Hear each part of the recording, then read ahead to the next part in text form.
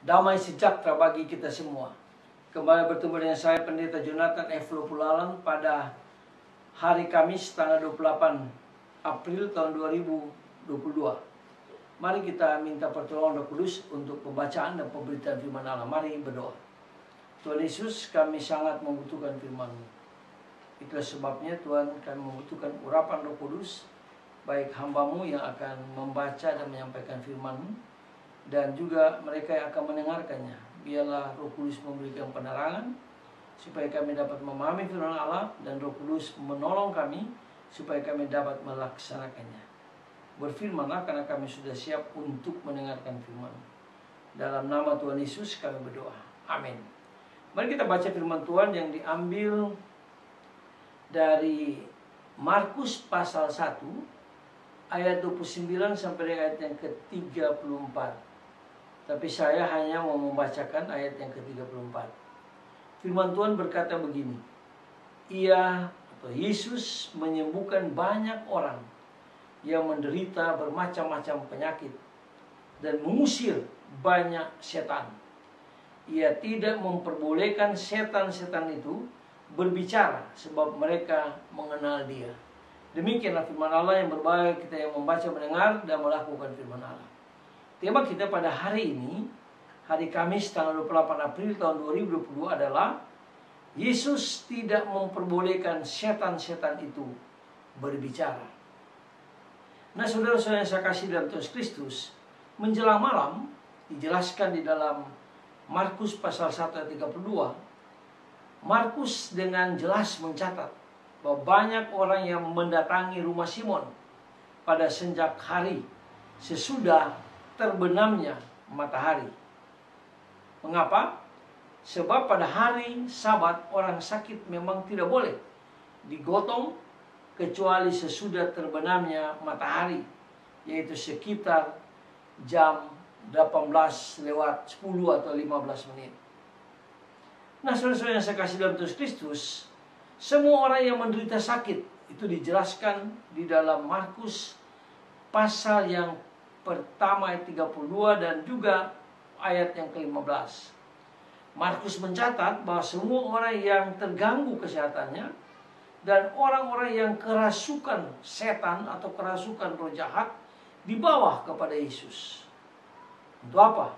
Untuk memperoleh kesembuhan dan pembebasan orang-orang yang dirasuki oleh setan dan roh jahat, supaya mereka bertobat dan dibaptis dalam nama Tuhan Yesus Kristus. Nah, kedatangan banyak orang ke rumah Simon kiranya dimaksudkan sebagai penegasan bahwa popularitas Yesus sesudah pengusiran setan di sinagog meningkat sekali. Karena orang melihat bahwa Yesus itu luar biasa kuasanya. Dia bisa menyembuhkan, bahkan dia bisa mengusir segala macam setan dan roh-roh jahat. Dan di sinagog pada waktu itu heboh. Dan sangat-sangat mereka kagum dan terkagit-kagit. Nah, dikatakan juga di dalam Markus 1 ayat 32 yang kerasukan setan. Markus dalam kitabnya bicara tentang dua jenis orang kerasukan. Jenis pertama, mereka yang berada dalam kuasa roh jahat atau roh halus yang memakai firman yang palsu, yang menyamar sebagai nabi, tapi sesungguhnya mereka adalah nabi palsu.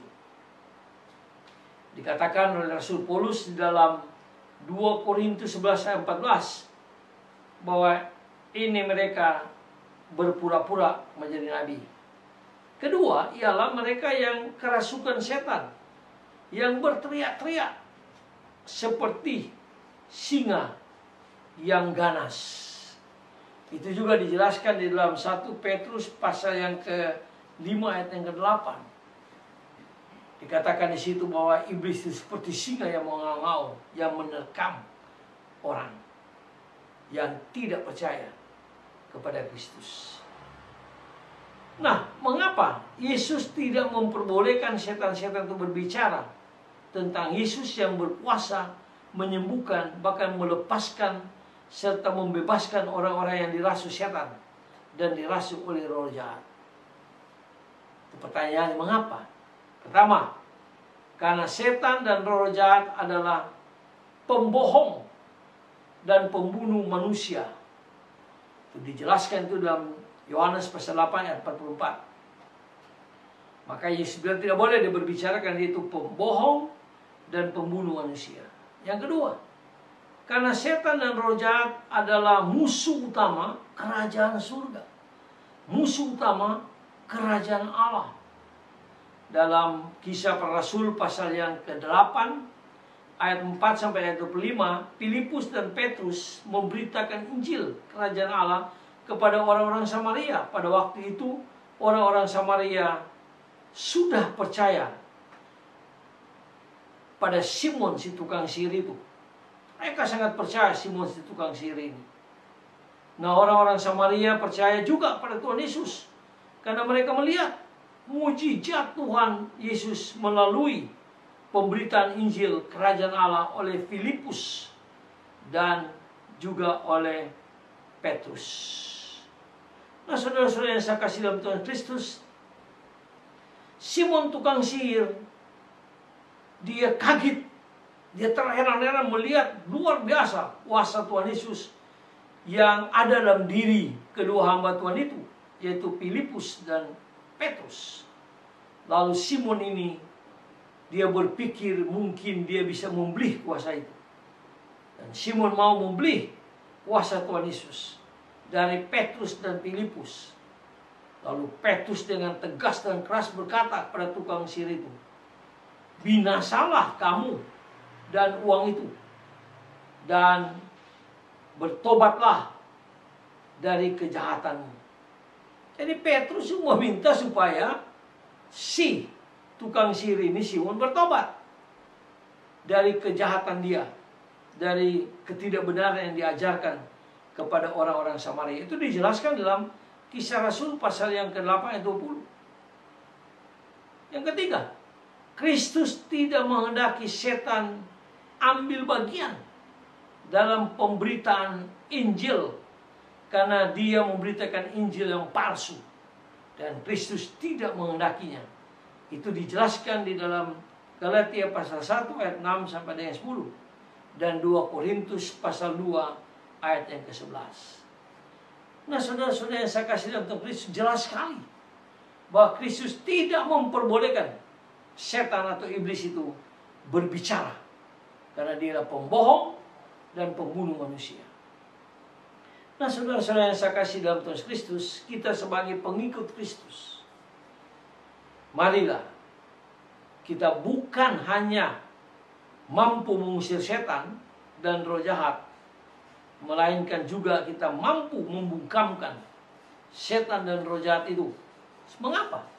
Sebab Tuhan Yesus telah menang atas kuasa setan dan kuasa roh jahat ketika Kristus mati dan dia bangkit dan dia pulang ke surga. Bahwa kemenangan itu sudah di tangan Tuhan Yesus, sudah di tangan pengikut-pengikut Kristus atau murid-murid Kristus yang setia beriman kepada Kristus.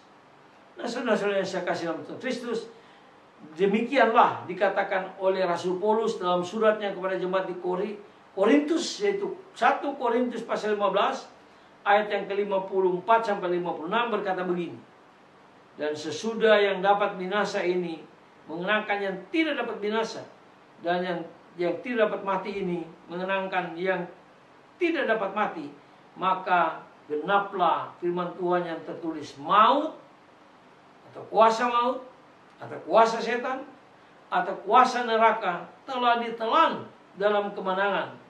Lalu dikatakan, "Hai maut, di manakah kemenanganmu? Hai maut, di manakah sengatmu?" Sengat maut ialah kuasa dosa, dan kuasa dosa adalah hukum Taurat. Dan Kristus sudah menang. Nah, saudara-saudara yang saya kasih dalam Tuhan Kristus, dalam Wahyu pasal 20 ayat 10, Dikatakan setan menyesahkan dan dilempar dia nanti ke lautan api dan belerang yang menyala-nyala. Dan dia akan hidup selama-lamanya di kerajaan neraka itu. Nah, itulah sebabnya marilah kita sebagai orang yang sudah percaya pada Kristus, mari kita terus beriman pada Kristus. Kita jangan percaya kepada hal-hal yang lain yang selalu memakai kuasa-kuasa kegelapan, yang selalu memakai kuasa-kuasa setan itu. Kita patahkan dan kita mengatakan Kristus sudah menang, karena dia sudah bangkit dan dia sudah pulang ke surga menyediakan tempat bagi kita.